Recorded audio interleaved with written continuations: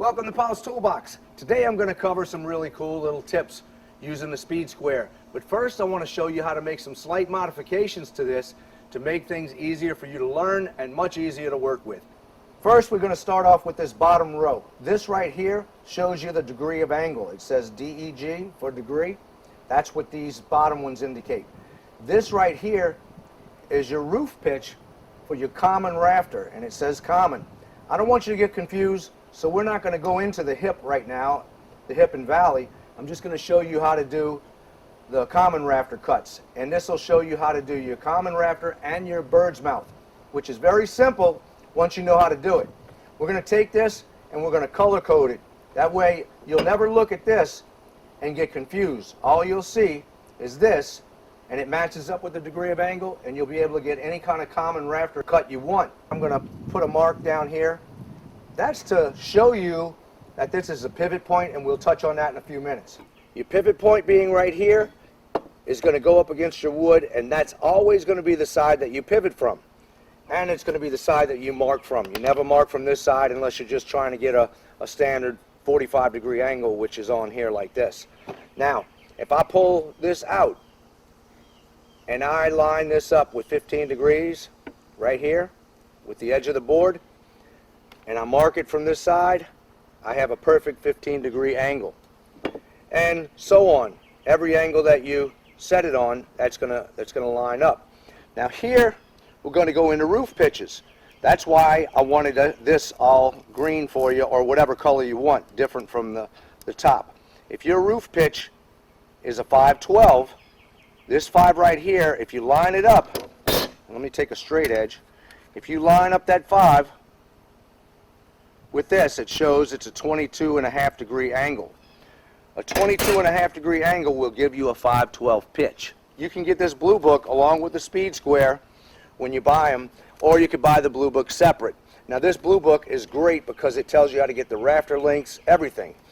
So if you look on here and you look at the degree of angle, I come down at 22.5, it shows that it's a 512 pitch. And we're going to get into the lengths of your rafter after, but right now I just want to show you how to get that angle.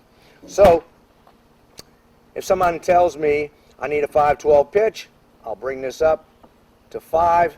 I know my angle is going to be 22.5 degrees. I'll mark it on this side. That's going to be my cut. Your speed square is going to have a little notch right here on the pivot point side.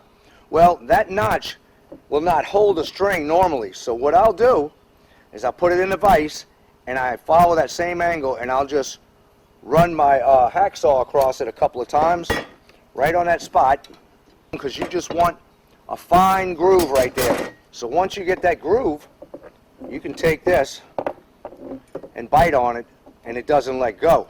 So you don't have to worry about it falling off or taping it or anything like that. And we're going to get into some things with that in a minute. I'm going to show you how handy that comes in when you're doing figuring out your pitches. First thing you want to do, just say for instance, I don't know this is a 512 pitch. I need to find out what it is. I can take my speed square, and it acts like a level too when I have a plumb bob. That's why we put that groove in there. Say for instance, I don't have a plumb bob with me. I can tie a socket onto the end of it, or I can tie anything with weight that's going to keep that string straight. All right? Right now I'll use the plumb bob side. I can take my string and it's going to bite in there. Now when I take this and it lines up with the 45-degree mark, I know I am perfectly level. So then if I'm hanging a picture in the wall, I can take this and mark my two sides and put a board across there, and I can get my perfectly level area for my picture. Anything you're doing like that, you can use this as a level. It works great. But we're going to do a lot more than that. We're going to figure out the degree of angle and pitch just using this. So I'm going to take my square, lock my string onto it, and set it on here. This is where people make the mistake. They put it on here and say it's on this side, it's reading 67.5-degree angle. When I take it to this side and I set it on here, it's giving me 22.5 degrees. Wow, why does it do that? Well, let me tell you why.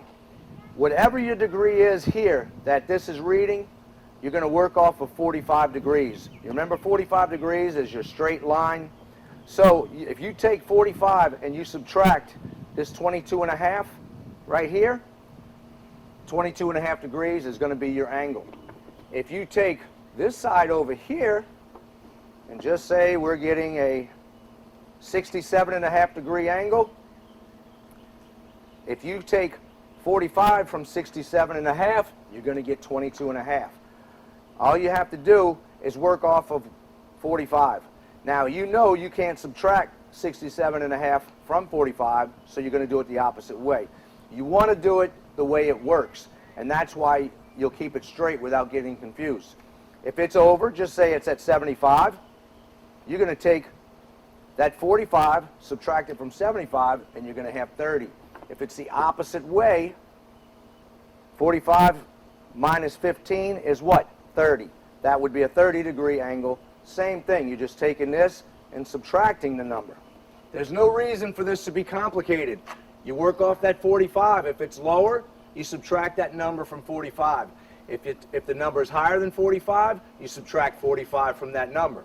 Simple. Okay, I think we covered a good bit for now. I don't want to have these videos too lengthy, so I'm trying to cut it up a little bit.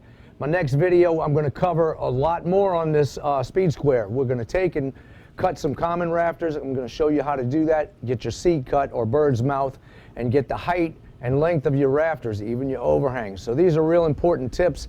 It's not hard to do at all, and we're going to cover that using the speed square. If you found this useful, hit like for me. Also, drop a comment down below if you don't mind. I will see you on the next project. Don't forget to subscribe and check out paulstoolbox.com for all my archive videos.